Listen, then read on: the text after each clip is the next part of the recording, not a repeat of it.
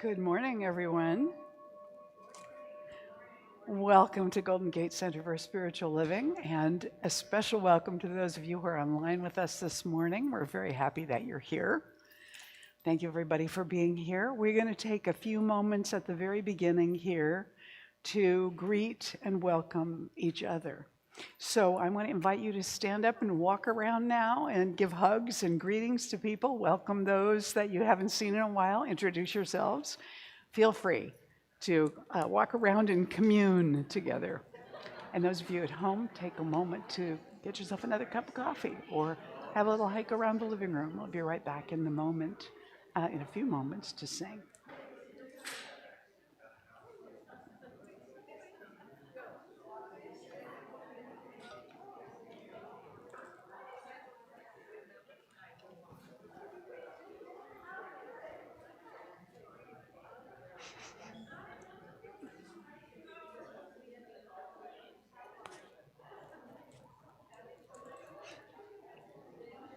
Morning.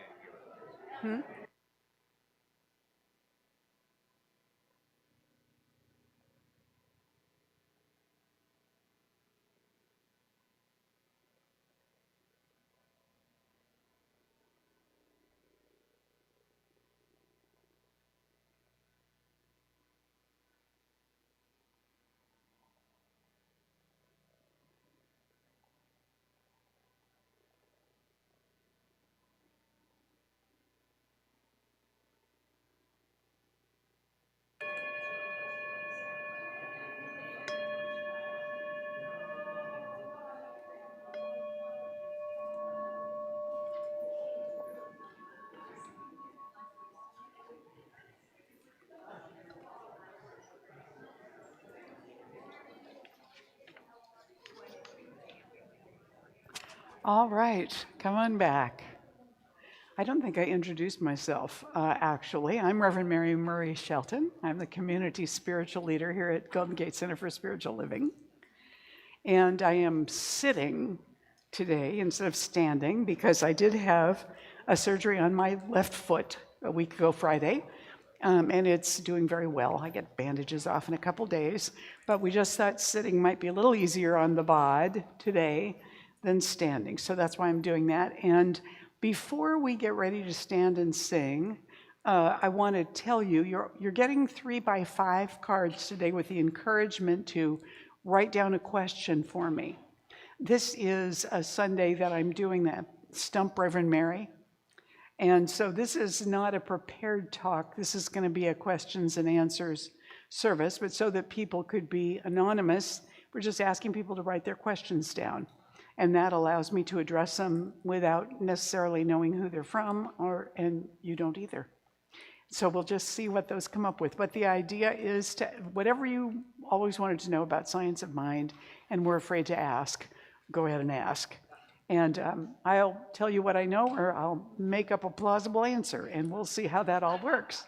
So that's going on this morning. Now, today, our musicians are from back east, and they together call themselves the Hummingbird Collective. So Lisa Bell has performed as the opening act for the JVC Winter Park Jazz Festival on the same bill with Christopher Cross and Boney James. She also played as the opening act twice for guitar great Stanley Jordan, as well as for Oleta Adams. And she's been featured in Jazz on the Tracks performances on scenic trains touring through the Rocky Mountains.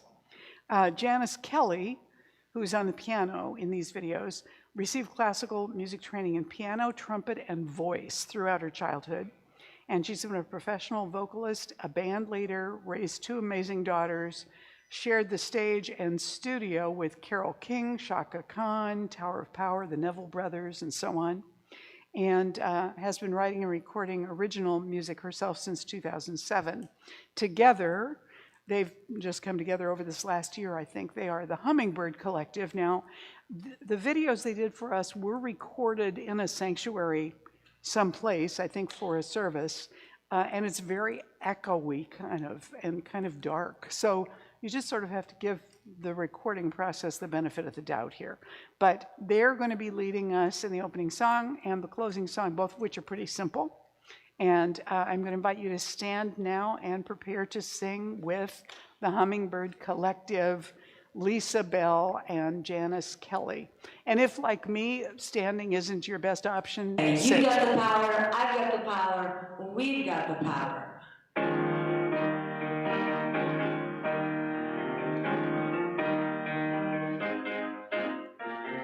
You got the power within.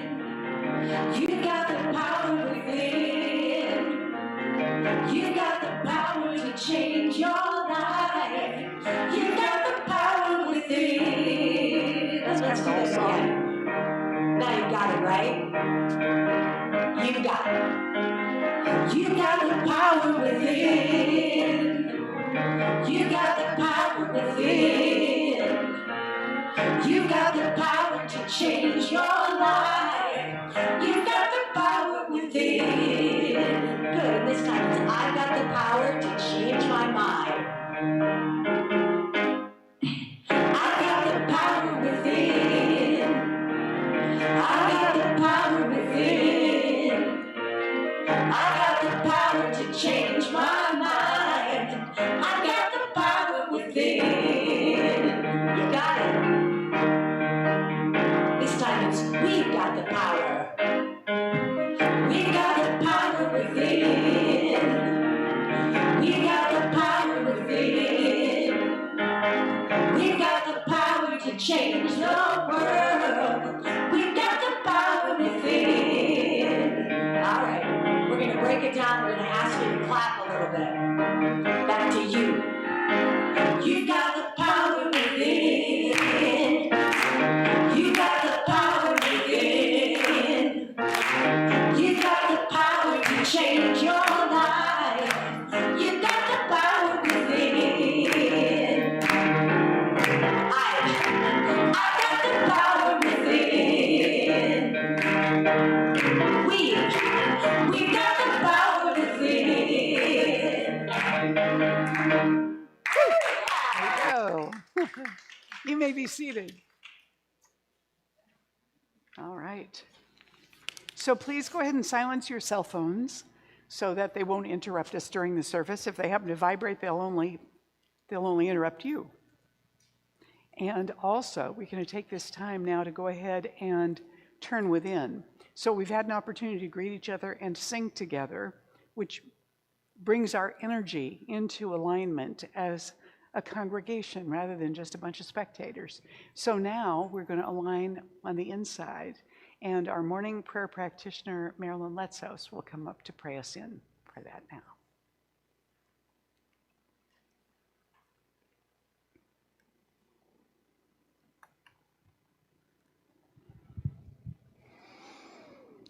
I invite you to come deeply, deeply into yourselves. And join me as I simply turn within to that deepest, most authentic part of myself. That part that always was, that always will be. That part that knows right now that it is safe, that it abides in the thrall of the infinite presence, because it is part of the infinite presence. Present everywhere. Life itself, the universe itself and universes, all that is God. It is impossible to be outside of this presence. It is impossible to be outside of this divine order that holds the universe safely in its eternal embrace, giving mankind enough room to participate in its noisy growing process. We are always safe within. And this presence is pure love, infinite peace that needs no reason, joy that just appears, wisdom and wholeness, lavish, unfailing abundance. And as I abide in this reality, I know that I am one with all, that I participate in a productive, joyful way in this oneness. And I give thanks that being connected prepares me and each one for whatever is coming, because it's all God. God meets me as I walk, goes before me, making the way smooth. And I give thanks for that power that knows how to take care of everything. I give thanks that our leader, our spiritual leader, Reverend Mary, is so deeply connected that Spirit speaks through her to every heart here.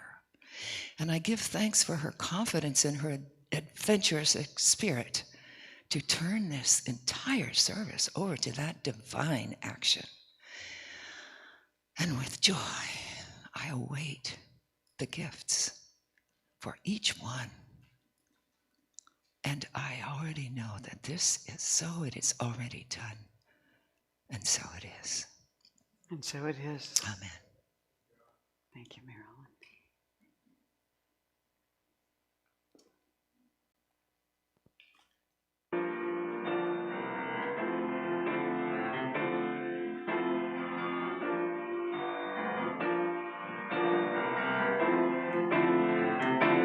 It's up to me, it's up to me. The world I see, the world I see. Will I choose a health and wealth or war and poverty? It's up to me, it's up to me. What my life will be, my life will be. Will I choose a joy or pain, sunshine or rain? It's all up to me. Reality as I perceive reflects the feelings I believe. In troubled times I can't be clear. The magic of the why we're here. I spend my days in search of truth, the wistful wisdom of my youth. A winter sense of fresh and new. Help me expand my view. It's up to me, it's up to me. The world I see, the world I see. Will I choose a health and wealth or war and poverty? It's up to me, it's up to me. What my life will be, my life will be. Will I choose a joy or pain, sunshine or rain? It's all up to me. So tempting just to abdicate, to leave my future up to fate. Resign myself to circumstance, the dictates of not choice but chance. But if I am to be set free, to reap my web of destiny, and let my past predict my now, my hope, my way, my how. It's up to me, it's up to me. The world I see, the world I see. Will I choose a health and wealth or war and poverty? It's up to me, it's up to me. What my life will be, my life will be. Will I choose a joy or pain, sunshine or rain? It's all up to me. Perception precedes projection, of that there is no doubt. Ooh, projection precedes reception. Will I tune in or out? It's up to me, it's up to me. The world I see, the world I see. Will I choose a health and wealth or war and poverty? It's up to me, it's up to me. What my life will be, my life will be. Will I choose a joy or pain, sunshine or rain? It's all up to me. Well, I'm choosing love, I'm choosing love.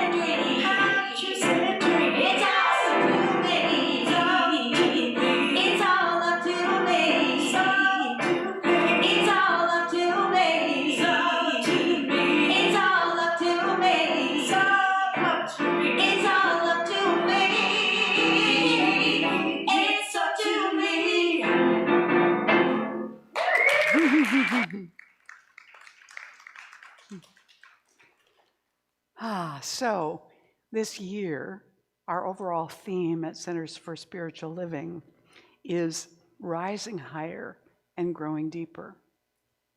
It kind of seems like a contradiction in terms, but you know, everything that grows, that's rooted, grows down and up at the same time. And each of those helps to balance the other. So we're looking at ourselves as that growing process. And now that it's the month of April, we're talking about renewal and rebirth. Renewal and rebirth.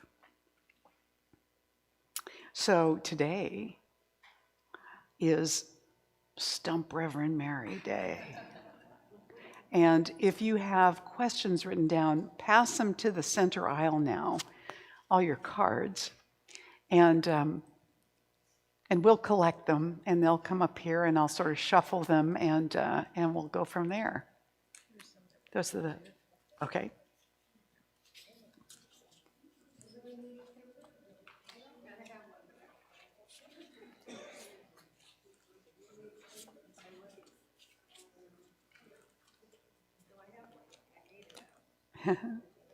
Thank you. I'll take those. Great.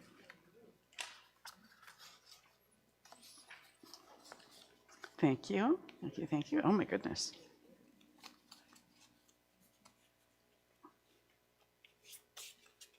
Okay. All right. I'm going to take this one first because it was typed out. Yeah, somebody gave some thought to this. Okay. You sometimes quote A Course in Miracles. Do you agree with the teaching that the world is an illusion, meaning, quote, not real, and that human beings are fundamentally living a, quote, dream, also, quote, not real, and if so, how does that align with science of mind? Well, like with most spiritual philosophies, for me personally, I look for the things that I resonate with the most deeply. I look for the things that make the most sense to me, and then I draw those into, play with them in my belief system. So, you know, Christian Science teaches that the world is an illusion, that only spirit is real. But in Science of Mind, we don't teach that the form is an illusion. We teach that it is spirit, that everything in form is spirit. So I don't know that I would agree with A Course in Miracles saying this is all an illusion. I really don't know. We kind of appear to be actually a hologram in some ways, but from our physical experience of the world, it's, as Ernest Holmes would say, it's as real as it's supposed to be, whatever that means. So that was his way of getting out of the question. We don't look at it as an illusion. As one person said to me, she grew up in a family that was Christian Scientists, and she asked her grandmother once, if we believe that all of this is an illusion, why do we brush our teeth? Well, that seems reasonable to me. Or why would we eat? So it is spirit and form from our perspective. It's all spirit and form. So I don't know what A Course in Miracles means specifically when it says this is an illusion, because it also says this has all already happened, and we're all just remembering it. I don't know if that's true either. It might be true. It isn't what we teach in Science of Mind. So I think Ernest Holmes would be curious about that, because one of his great gifts was his curiosity and his willingness to look into everything and to consider it and to turn over in his mind how that matched up with other things that he knew or understood or believed. So A Course in Miracles might be right. From a Science of Mind perspective, we don't teach that. We don't teach that the world is an illusion. And we don't teach that this is a dream exactly, but maybe it is. I don't know the answer to that. But I would say that the reason that I am a religious scientist and the reason that I teach and speak about Science of Mind is because deeply in me, with my spiritual background and experience, it makes sense to me. I believe in an infinite presence. And if it is infinite, if it is God, as the world faiths mostly believe, if it is some kind of an awareness, then I believe that in order for it to be that, it does need to be omnipresent and omnipotent and omniscient, or it seems to me that the universe would destroy itself. It would be very chaotic, but we don't see that. So it seems to me that the physical world is as real as it needs to be for us, and that's all I can really say about that. Not really, I could go on and on, but I think I'll stop there. How can Science of Mind's message inspire to right action in our current destruction? Prayer, beyond prayer, visioning, and meditation. How can Science of Mind's message inspire right action? Beyond, I think this is beyond just doing prayer, visioning, and meditation. How can it inspire right action? It seems to me that each one of us is connected to the divine.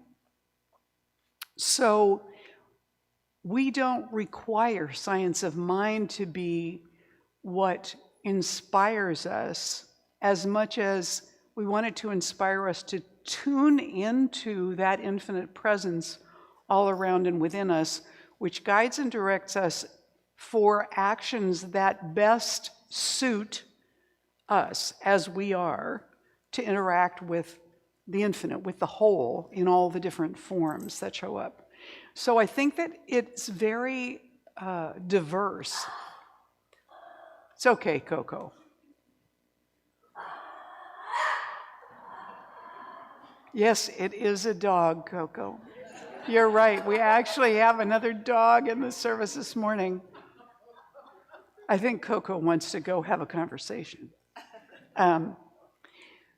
So let's see, what am I saying? I think that, as the insurance salesman who was a member of Foursquare Church, which is a fundamentalist evangelical type of church, he said to me when I was a new minister in Science of Mind, and I was buying car insurance from him, and he was mystified by a female minister, number one, but also thought, I don't know anything about this church. Tell me about this church. So I did a little bit, and he said, it seems to me that it would be very difficult to be a member of your church. I said, really, why? He said, well, because in my church, I know exactly what I need to do. I know exactly what I need to do and not do in order to be saved. I just follow those directions, that information. But it seems to me in your church, it would be much more difficult because it sounds like everybody needs to figure that out for themselves. And I said, that's exactly right. So the idea is that each individual is connected to the infinite, and what we need to inspire us toward right action, whatever right action is in alignment with who we are, then that inspiration comes from the infinite, not just from Science of Mind. I mean, we may get some through the Science of Mind, but we might also be inspired by a movie we see, or an article we read, or a person we have a conversation with. The universe isn't limited in its ability to inspire us just to Science of Mind. So I hope that in our reading and in our thinking deeply about it in self-reflection, that we do feel inspired by the Science of Mind to recognize wholeness and to practice looking for that wholeness in spite of the appearances, and to take action in alignment with our belief in that wholeness, alignment with how would we treat each other if we saw each other as expressions of the one, all of us, and expressions of each other. That whatever that is, that's what we aspire to. And so we can't know for somebody else what the right action is for them to take. We can only try and tune in and see what it is for ourselves. And if meditation and visioning and meditation feel like not enough to you in terms of responding to the world and our country as it is right now, then ask.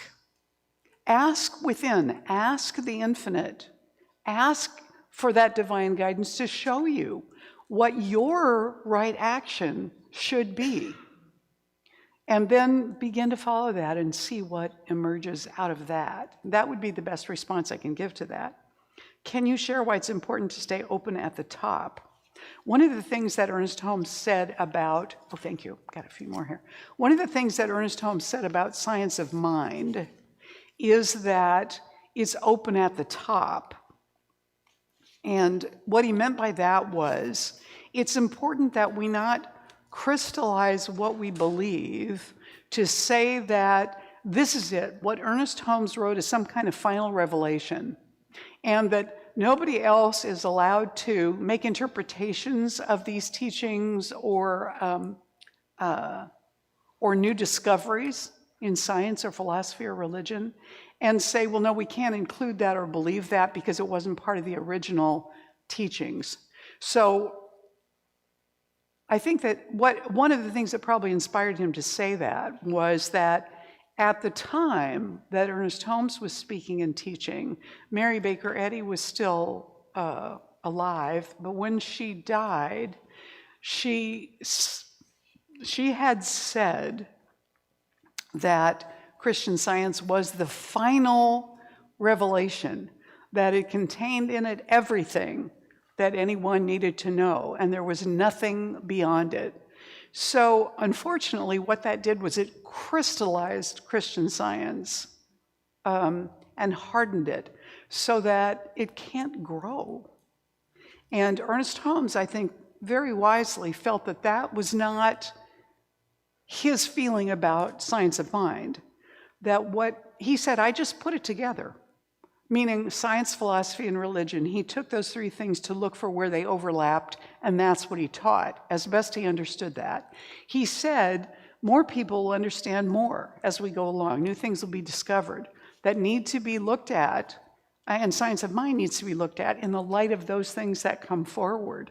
So it was his encouragement that we remain open at the top. The challenge, I think, with being open at the top, and I do think we need to be open at the top, the challenge with it is the temptation then to not have an actual teaching or philosophy, but just include every one of the latest emerging things that seems to be cool at the time, which may be disproven later, but they seem really neat at the time that they're happening. So it's a little tricky to stay open at the top. And I think we have quite a balance of people in our practitioners and ministers throughout the movement, some of whom are very firm about what Ernest Holmes said, and it has to be exactly this way, and others who are not so much.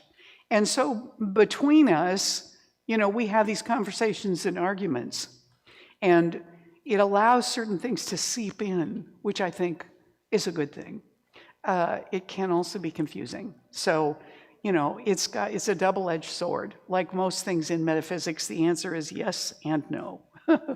Was Ernest Holmes a mystic? Yes. He didn't think so, but he was. And I think that you see that he was if you begin to read the epic poem, The Voice Celestial, which he wrote with his brother Fenwick over a period of time in the last year of his life. And there are three characters in The Voice Celestial. There is the presence, and there is the farer or the seeker, and then there is kind of I think a narrator is the other voice. And you can see the way they have this conversation with each other. I never knew Ernest Holmes. He died in 1960, so I would have been 7 years old, and my family was Catholic. So I wasn't aware of Ernest Holmes or any of his teachings at that time, so I never knew him. But I felt the teaching as I was beginning to learn about it as a resonance within me, not like a physical vibration, but that it fed me, and I felt like, yes, this is what I believe, this is what I think, this is what I feel. But Ernest Holmes began to have mystical experiences in his later years, which he would talk about with his friends at home, but which he didn't necessarily talk about broadly with people. And one experience he had toward the end of his life was when he went to participate in the dedication of the Whittier Church in Southern California. And this was, I think, a year or two before he passed away. And it happened to be recorded because there was a little recorder on the podium where he was. And he was giving a talk to everybody gathered there, all the ministers and practitioners and members and guests of this particular congregation. And he was talking about how important it was, the philosophy and the teaching and being grounded in that, and that they were way showers in becoming this new church. And toward the end of his, and he, you know, you can hear him thump the podium every so often as he's speaking. It's a difficult recording to listen to closely because it's very grainy and stuff. But at one point, he pauses and he says, we do mingle with the hosts of heaven. And he's looking above them. And he appears to just become kind of awestruck. And then he comes to himself and he says, "And I shall speak no more." And he turns to go back and sit down with the speakers on the platform, and he stumbles a little bit, and he goes and sits down. That night, he had a long conversation about this with his roommate, Reverend Dr. George Bendel, because he was a widower by then. His beloved wife, Hazel, had already passed away. And he said he saw above the congregation, like, you know, angels and avatars, and he was speechless at the presence of these beings there in the sanctuary. And so they talked about it for a long time that night. What was that? And how did that happen? And was he seeing thought forms, or were there actually beings there that had come to bless this occasion, and, you know, the light around them? And, you know, they talked about it for quite a while, but he never spoke about it publicly. He said that Emma Curtis Hopkins was the only mystic he had ever met. But I do think that he himself was a mystic and did have these experiences. And because of that, those who knew him and knew about it, who became very respectful of Ernest in kind of, you know, like you might revere a saint, he didn't like that very much. So as he was nearing the end of his life, he made the people that would be dealing with his remains promise that his resting place would not be marked in any way. He did not want people to make a shrine out of it. And so that's what happened. Let's see. How do I not let people with what I perceive as negativity affect my life? Yeah, that's a good one. You know, we're all connected, so we get very affected by each other's energy. So do you know how it is where you could be in a room full of people, and if you're in a really bad mood, people end up sort of avoiding you? Have you ever noticed that? They'll sort of gravitate away toward having conversations with other people, whether they've talked to you or not. Or if you observe at some kind of a gathering where people tend to kind of flock around somebody and connect to them, I think that we pick up on each other's energy, on each other's attitudes and thoughts that we don't consciously tap into, but somehow the energy of it can be impressed upon us. Have you ever walked into a store someplace where within a few minutes you just feel like, I got to get out of here? It doesn't feel good in here somehow. I don't like being in here. This doesn't feel right. I'm going to go outside. Anybody have that experience? Yeah. There's something going on in there that doesn't feel harmonious. We don't know what it is, we can't pinpoint it, but we feel it. So I think when we're experiencing that kind of negativity, the kind thing to do is remove ourselves from the situation. We don't have to argue with it, we don't have to get upset with it, we don't have to make it bad or wrong, but we can just find a way to excuse ourselves. I remember being in a family gathering where one of my cousins was ranting and raving politically about stuff. And we were all sitting there like captives as he went on and on. My mom and 3 of her sisters and I were all sitting on the sofa. And this cousin of mine, his daughter was there. She was, a young teenager. And I don't remember who all else. But most of the men in our family had stayed back down at the house because they were watching a game at the other house down the street where my brother lived. And my son was down there with his dad, and he was little. And I was feeling more and more uncomfortable with the conversation, and I didn't think, getting into it with my cousin would be particularly useful.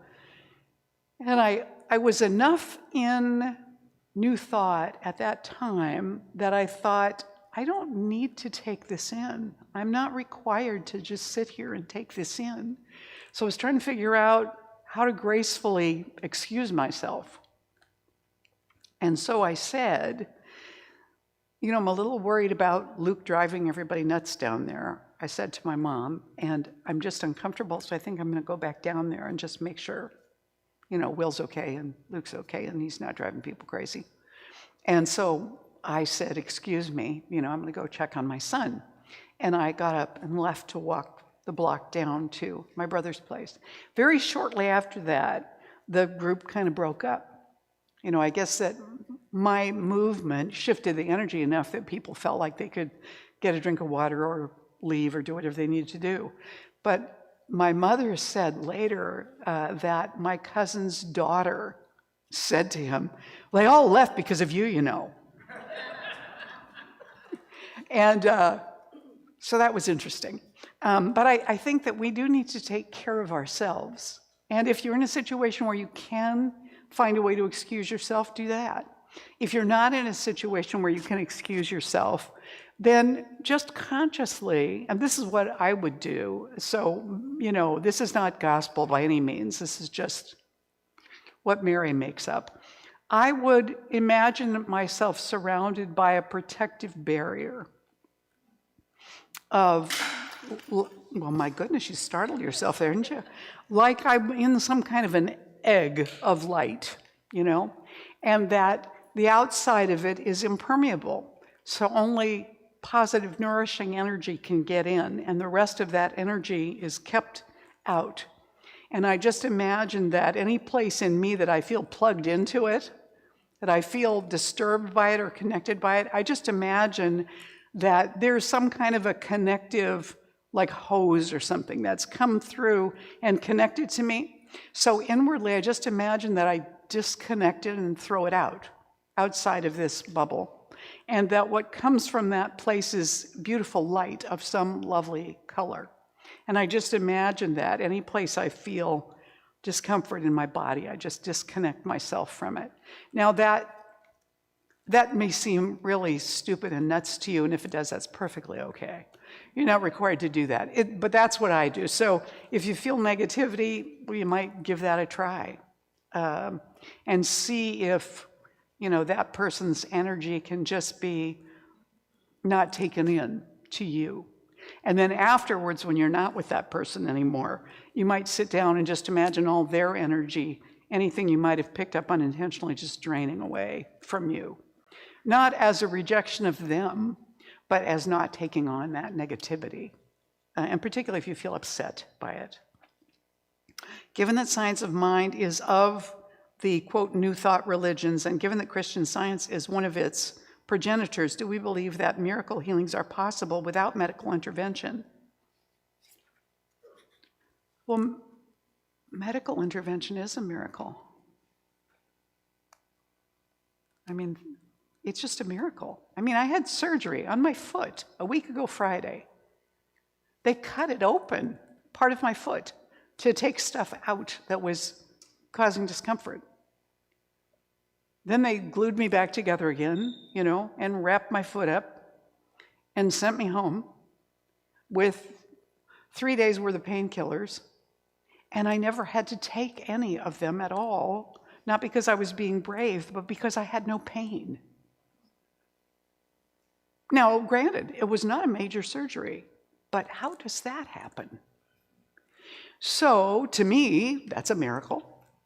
I think we can't limit miracles to things that we just don't know how they work, because I don't know how surgery works, and that still worked for me. So yeah, I believe it's possible without medical intervention. I believe that healings have happened without medical intervention, but I also think that if we say, I won't have medical intervention, I refuse to have medical intervention, it's possible to do this without medical intervention, and so that door I am closing. Okay, so I'm saying to God, of all the possibilities for how I could be healed, I won't accept that.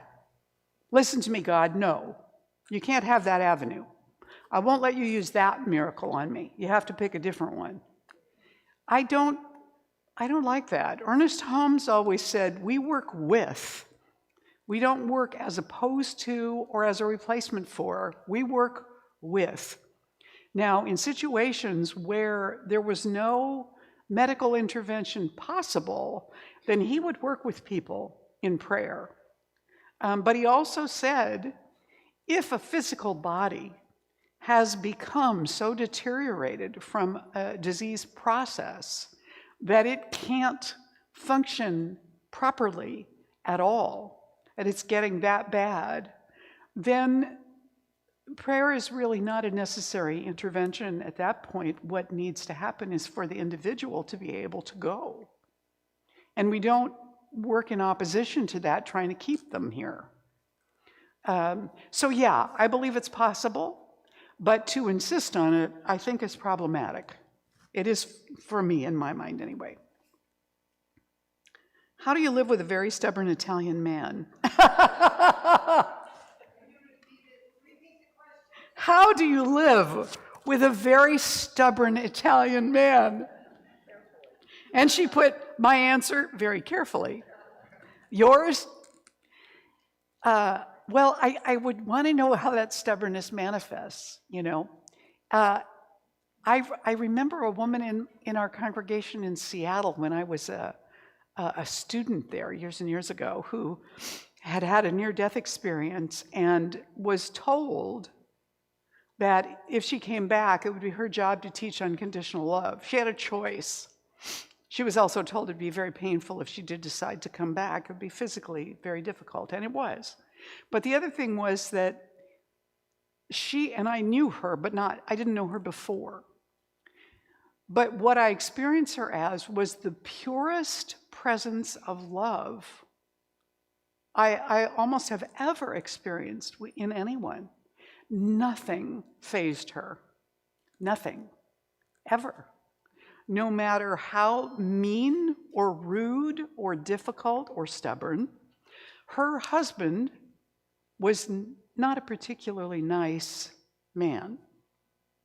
And she just always interacted with him and looked at him with total love, no matter what he was doing. Her granddaughter used to babysit for us. I've told you this before. At one point, she was having a conversation with her granddaughter about her near-death experience, and her husband said, "Oh, Betty, don't tell her all that crap." And Christy said, and my grandmother just looked at him with so much love and then went right on. She just was not fazed. And I think the answer to living with people like me, who are very stubborn, is with a sense of humor as much as possible, and to not feel like you need to be right and prove to them that you're right and they're wrong. Just take it. Whatever they believe, let them believe it. It's fine. Whatever they're stubborn about, be gentle when you tell them your point of view, but they're going to do what they're going to do. I mean, the thing about somebody who's stubborn is they're going to do what they're going to do. And maybe that's the best way for them to gain whatever learning it is that they're here to learn. And for you, your learning is connected to learning how to coexist with a very stubborn person and still be upbeat and positive and have a sense of humor about it all. Maybe it isn't about them at all. Maybe they're there to actually, I hate myself saying this. Some part of me inside is going, oh, don't say that out loud. I think because this isn't what I want to do when I'm with stubborn people, but to just let it be and see if you can come to peace in the presence of the stubbornness. That maybe that's why that stubbornness is even happening, is to give you an opportunity to practice greater peace and greater sense of humor and equanimity, even with this very stubborn person. You know, this very stubborn person probably loves you. That's one of the things they're stubborn about. They're still there, even though they disagree with you about stuff. I don't know. That's one of those answers that, you know, I'm pretending to have an answer to the question. As I've really gotten that God is already in me, I've lost the desire to pray. How do I get back to wanting to pray? Well, perhaps you are praying all the time already. You know, if you're aware that God is within you and you feel like that you're in that presence all the time, then you're kind of always having a conversation, aren't you? It's sort of like you've entered into that realm of praying without ceasing. You're not maybe using a form of prayer, but maybe what you're doing is prayer enough already. Maybe the prayer is just being in that awareness of God is right here. God is right here. That's all you need. And perhaps that's enough. So I wouldn't worry about it. I would just stay in that awareness that you're present with God already all the time. And then, if prayer evolves, it'll come out organically when that's appropriate. Otherwise, I think maybe you're kind of already doing it. Suggest in some way to have demonstrations giving of how using the principles of science of mind has healed or provided realizations. I think this is meaning an example. Suggest in some way to have demonstrations given, or how using the principle, or maybe this means to invite others to give examples. And I think that's a great idea, to have others give examples of how using the science of mind has created a realization for them or provided a healing for them. I've shared some of mine in the past, so maybe it would be good in the future to occasionally have somebody share their own experience of that. How many of you would be interested in sharing something like that if you had that opportunity? Great. All right, good. So I'll have you give me your names, and then maybe we'll have one person do that every so often so that people get a sense of how applied science of mind has worked for people, other people in the congregation. How do we know how much to listen to outside events compared to staying connected in the inner reality?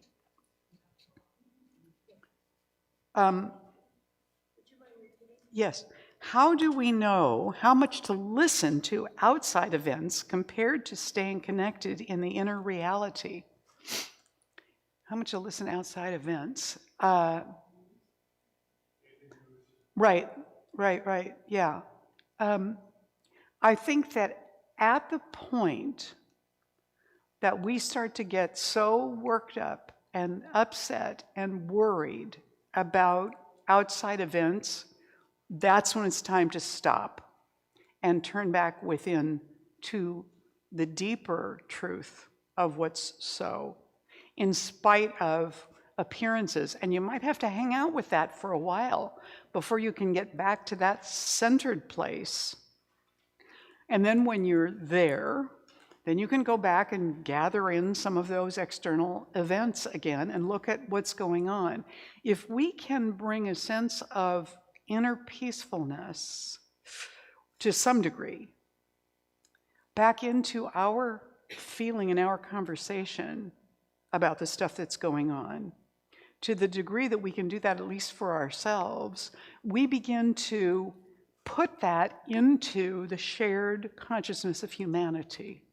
We begin to enter that greater peacefulness, and it becomes accessible to other people, whether they're consciously aware of it or not. So coming back to center is a gift not only for ourselves, it's also a gift for humanity, or maybe for all life on the planet. And so it is kind of our responsibility to withdraw from the world sometimes. You know, St. Paul said something about being in the world but not of it. That's really challenging to do, but that's kind of what we're called to do. Be in the world, but don't buy it all. You know, do you ever watch commercials on television, and when they list the 850 million side effects of this particular miracle drug, you sit there and roll your eyes like, sounds a lot worse than the condition to me. You know, that kind of skepticism about buying into it, hook, line, and sinker, that kind of skepticism is useful in terms of news too. Because you have to recognize that news comes from somewhere, and it's used for a particular purpose. So news isn't just to convey information. You know, it used to be that the networks that use the public airways were legally required to provide a certain amount of programming every day that was information. It was news, information, and its purpose was to educate the public, to give them needed information about what was going on. That was required if they were going to use the public airwaves. At some point, that shifted, and news of all sorts became an income stream in the same way as all other kinds of entertainment, which meant that they now needed to have enough viewership to sell products, and that news needed to be couched in such a way that some of those advertisers were not offended by the programs they supported. Now, news media is owned by people who publish books, who create movies, who sell products. And so the companies that own all of those entertainment industries want their stuff to be promoted on the programs that they advertise on. Is this making sense? And it shapes what news is reported and what perspective it's reported from. So it's really very healthy to be skeptical about the way in which it's couched, the same way that political advertising is. It's like when you get your voter's pamphlet and you look at that information, you know, one of the things I always look at is who is sponsoring this bill, or who is sponsoring the pro or the con or the for or against that's written in there. Who stands to benefit from this as much as what it says? Because that tells us more about how this might be slanted. What was the question? How do we know how much to listen to outside events compared to staying connected in the inner reality? So be skeptical and come back to your inner reality often, as much as you need to feel centered.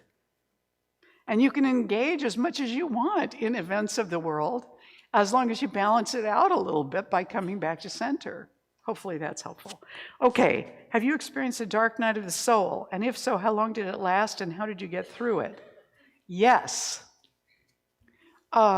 Yes. In 1997, when I hurt my back, I was incapacitated for a number of months. I was in enormous pain and I could barely walk, and nothing seemed to help. I slept about 90 minutes out of any 24-hour period, and not all at once. So I was basically awake all night, watching late night television, which in 1997, let me tell you, was really terrible. It was mostly infomercials.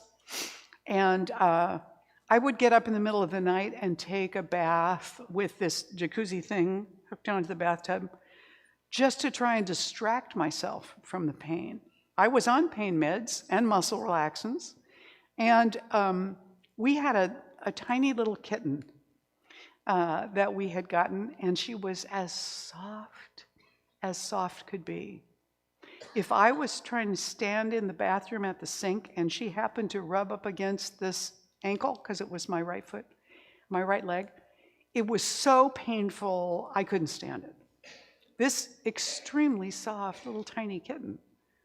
So during that period, I began to wonder if I was ever going to be functional again, if I was ever going to be out of pain again, if I was ever going to be able to sleep again. I got so that I had very little patience. I had no sense of humor. And it was, equally devastating for my son and for Amanda to try and be with me to get through that. And so it took, gosh, how long did it take to get out of it and how to get through it? Gosh, it must have been 6 months that were really difficult. Maybe longer than that. Because I remember it happened in July, and it was February when I actually had been away from the Huntington Beach church for so long that I submitted my resignation. Because I couldn't tell when I was ever going to be functioning, It took a long time, and finally, at one point, I decided I had done acupuncture, massage, Chinese medicine, prayer, of course, lots of prayer, chiropractic, what else? And of course, pills, chemical medication. And I finally decided nobody is going to be able to heal this. Nobody's going to be able to heal this. I have to do it myself. Nobody can fix me. I'm going to have to do this myself. And I had a lot of people praying for me. We had an usher at the church in Huntington Beach who did a certain kind of physical body work. And he came up to me, he didn't come up to me, I was at home in bed. At some point he communicated somehow to me, I don't remember if there was email or he sent a note or something home with somebody. He said, if what you have is not structural, meaning bones, or from the nerves, I can help you. If this is related to muscles, I can help you. I figured, why not, So he came in and began to work on me. And I also had something else, some other kind of energy work that was going on at that time too. And I got a book that said, Heal Your Own Back. That was the name of it. I think something like that. And gradually, I started to get better. Gradually. And he worked on me 2 or 3 times a week. I remember saying to Amanda, can we just keep him here and stand him over in the corner, and in the middle of the night when I can't stand it anymore, he can work on me? But gradually I got well. But it didn't happen until I consciously said to myself, nobody else is going to heal me. It's not happening. It's not going to happen. Nobody knows what to do. I guess I have to do it. How am I going to do that? I didn't know how, but that's when stuff showed up that started to actually work.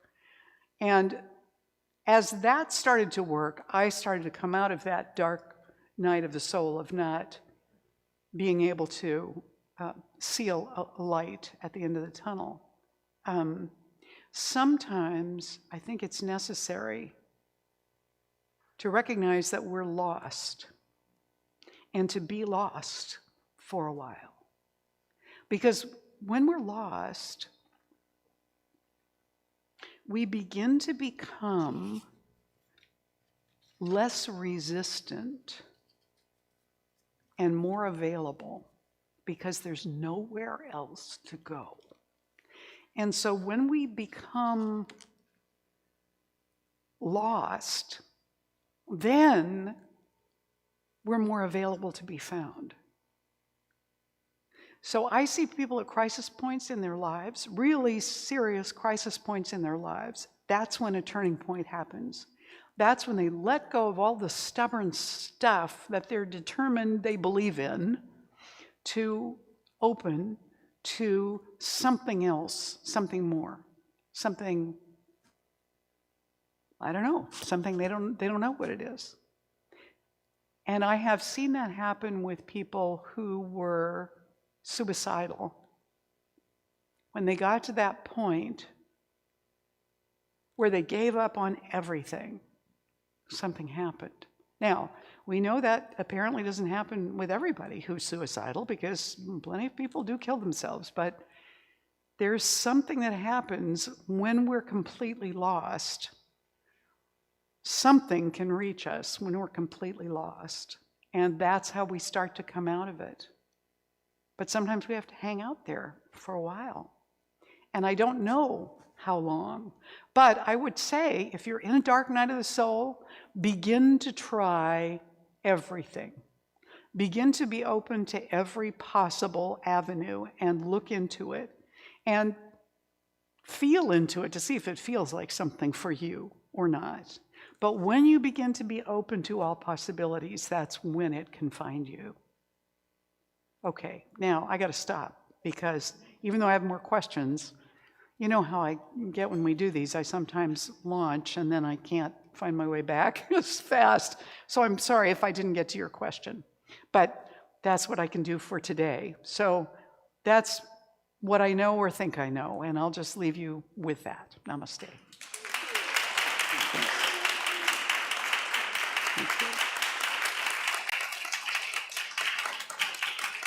All right, let's just anchor that within now, okay? Let's turn within. There is a presence that is beyond knowing. And that presence also is deeply personal, deeply present, deeply loving. And it is everywhere, in everyone and everything, including right here in this room right now. I know this is true for all of us without exception, and it always has been. I know that it's true in me, and I know it's true in every one of you. I know it's true for everyone who is experiencing a dark night of the soul, and for everyone who is experiencing bliss and deep connection with that presence. And so I speak for us, for opening of our hearts and minds, for willingness to consider, to try, to experiment, to open more, to allow for the possibility of that which we don't understand or don't know or haven't yet experienced, to open to the possibility of a greater whole than we have ever even imagined, and inviting that whole right now into our experience, into our hearts, into our minds, the whole that is never perplexed or confused or lost or frightened, a depth of presence that is always with us eternally in this moment and every moment, and flowing through our being in the body and beyond it, wherever we are, wherever we go, whatever form we take, and when we're formless. This deep presence is alive and aware everywhere around us and within us. It knows our feelings, our thoughts, our capacities, our limitations, and it knows deeply each one of us even beyond those labels and those apparent limits. I am so rejoicing that this is true about us, that I celebrate this truth with gratitude everywhere right now. And I declare for every one of us that a healing is taking place in consciousness. And as this healing is taking place in consciousness, it begins to free us from the places where we are most stuck in body, mind, and spirit, in any avenue of life. It begins to loosen the stuck places and dissolve false beliefs and open us into a possibility we had never even imagined. We invite and allow this healing to take place in this room, in this space, within each one of us, knowing that the infinite knows what areas we need healing in. And we give that infinite presence absolute permission and free rein to do this healing in this very moment now. This one is not limited by time or space or opinions or history. So we let it do its work through us, as us, in us, around us, for us, right now, with celebration and gratitude. We just let it be.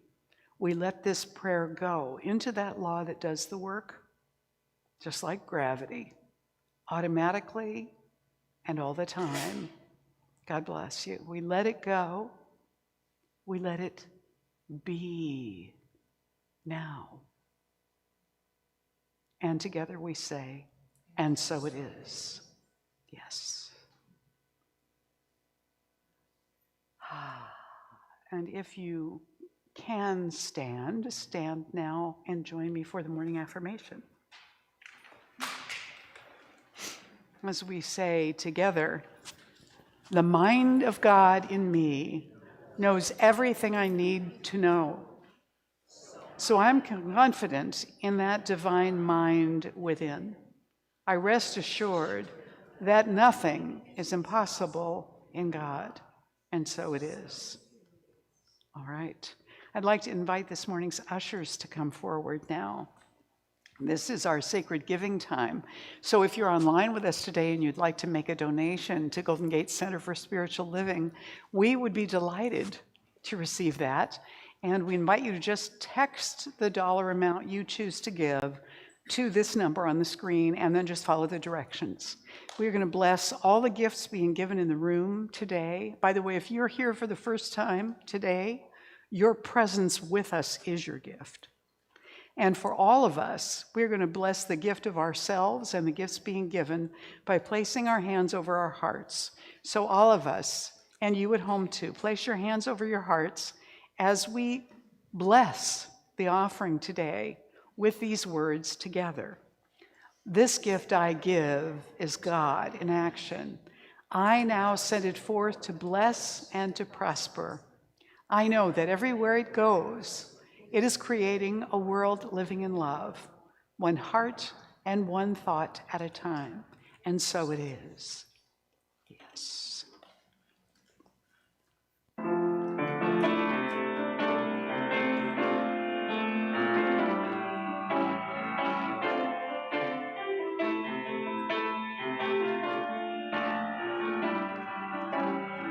Anguish is all around. There's so much we have to fear.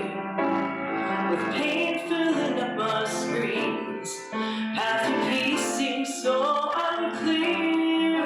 Can our light cast out this darkness?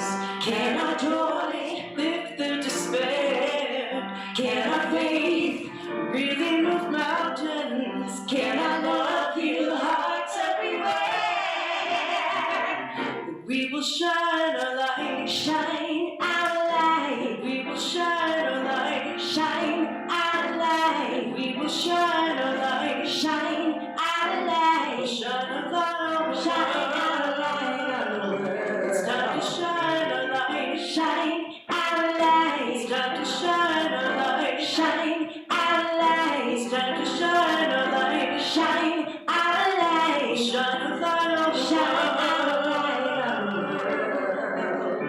hatred is on the rise.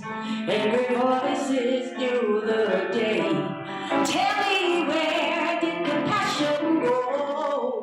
Kindness, mercy just run away. Can our light cast out this darkness?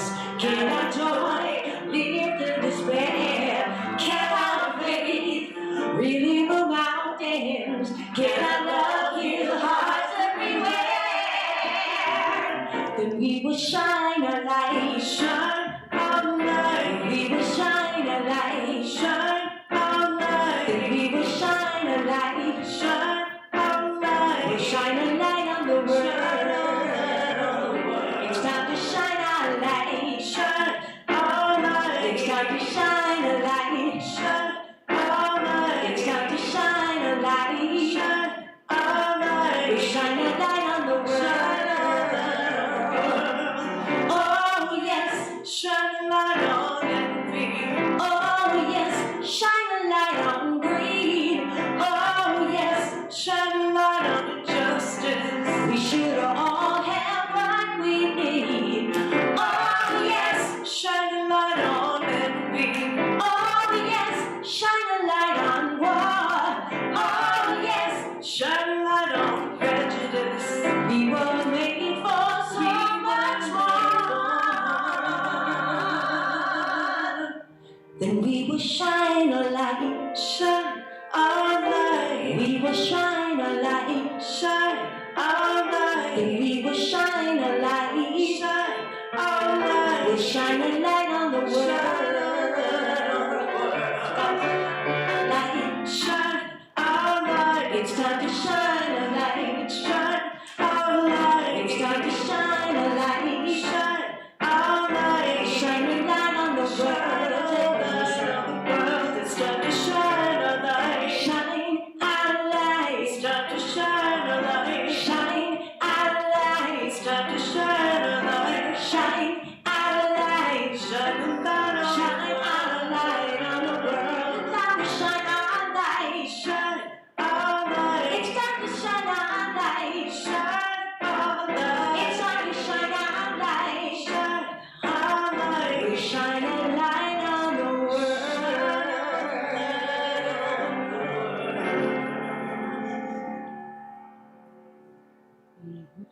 Lisa Bell.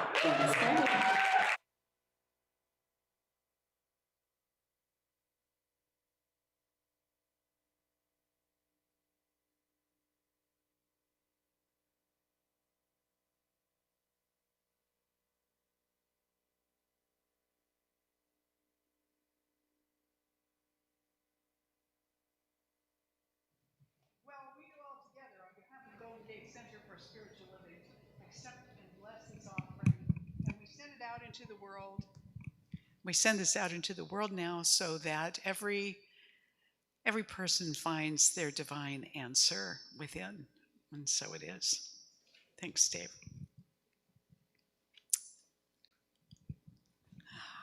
If you are here today for the first time, I want to invite you to check out the table right back here behind this side of the room. There are all kinds of handouts and magazines on that table. Okay, so that you can pick up anything that you like over there and, gee whiz, and take it with you. Why am I...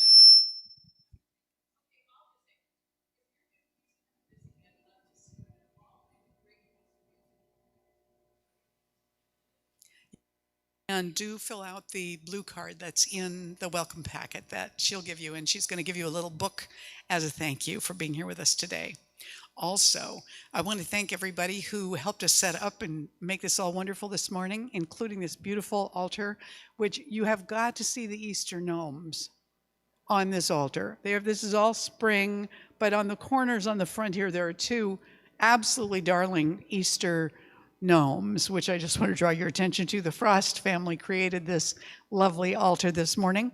So let's acknowledge everybody, including the Frost family, for this lovely morning. And it is the first Sunday in April. So if your birthday is in April, would you please stand?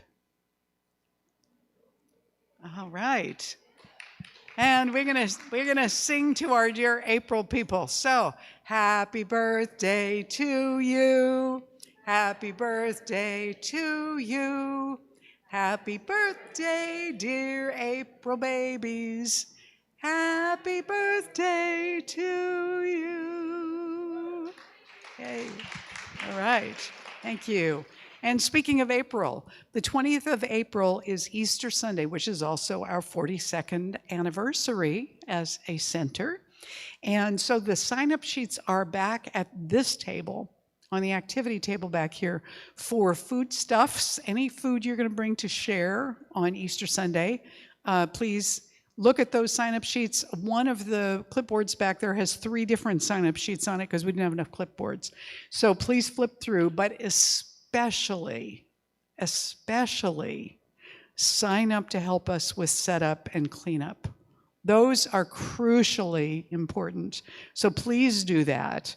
And also, it would help us if we know what food you're going to bring, because then we know if we need to buy stuff to supplement. So really do sign up back there and let us know that you plan to be here and what you plan to bring. Also, today is a wildflower spring hike, and it is, the info is all in your bulletin. It is at Ring Mountain Preserve in Corte Madera, which is mostly uphill, this hike. So just be aware of that. It's at 1 o'clock today. So you're encouraged to bring a hat, bring sunscreen, bring water, bring walking sticks, have lunch before you come, and wear sturdy shoes, and carpool. If you need to carpool and you don't know anybody who's going, you have the phone numbers up here for Steve Einhaus and Deborah Irwin. Contact one of them and let them know that you're coming and you need a ride, and they'll work it out with people who are coming.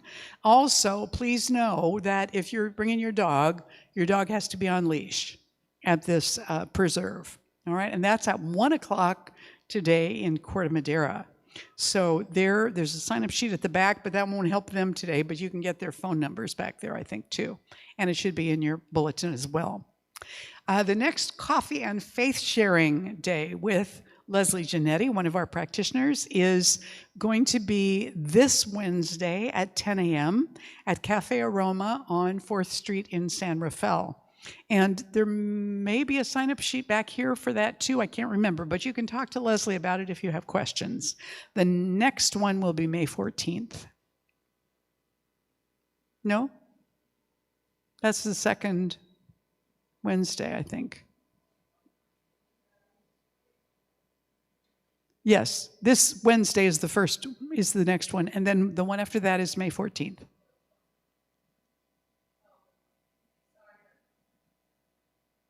May is next month. Yeah. Okay. Also, visioning is beginning April 17th with Karen Frost and Leslie Giannetti. You can sign up to show your interest back at the activity table, and you can register now online for that class. It is 6 weeks on Zoom from 6 to 9 p.m., so you can learn how to vision there.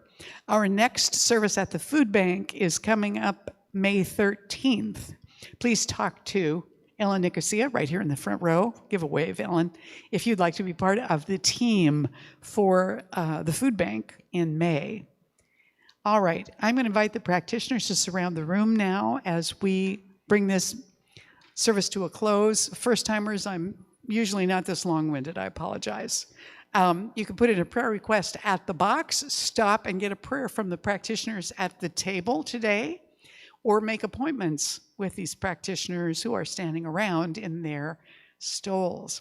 So let's turn within right now and just affirm and know together that prayer is a powerful communication between us and the infinite within. We know right now that all good is unfolding for us in our lives, and we are receptive to it. We are interested in it. We are open to it, and we allow it to enter our lives with great love and joy because we are part of that message. We are made of that same love and joy. We allow it. We look for it. We welcome it, and we celebrate it. We let this prayer go now in love and simply let it be, and together we say And so it is right now. Yes, and so it is. Please, everyone, stand and join us for the closing blessing and song. As we say together, I now walk, so that whoever walks beside me dwells in the presence of God. And whoever places a hand in mine is lifted. And whoever thinks of me is illumined with God consciousness. For spirit and all people and I are one eternally. And so it is. All right. Closing song. This is pretty easy to learn too.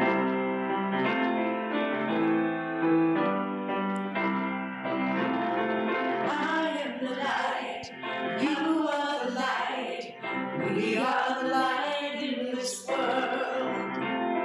I am the light. You are the light. We are the light in this world. I am the light and you are the light. We are the light that needs to light in this world. In this world.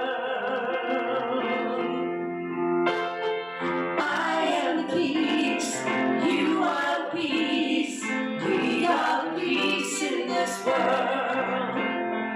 I am the peace, you are the peace, we are the peace in this world. I am the peace, you are the peace, we are the peace that needs to increase in this world, in this world.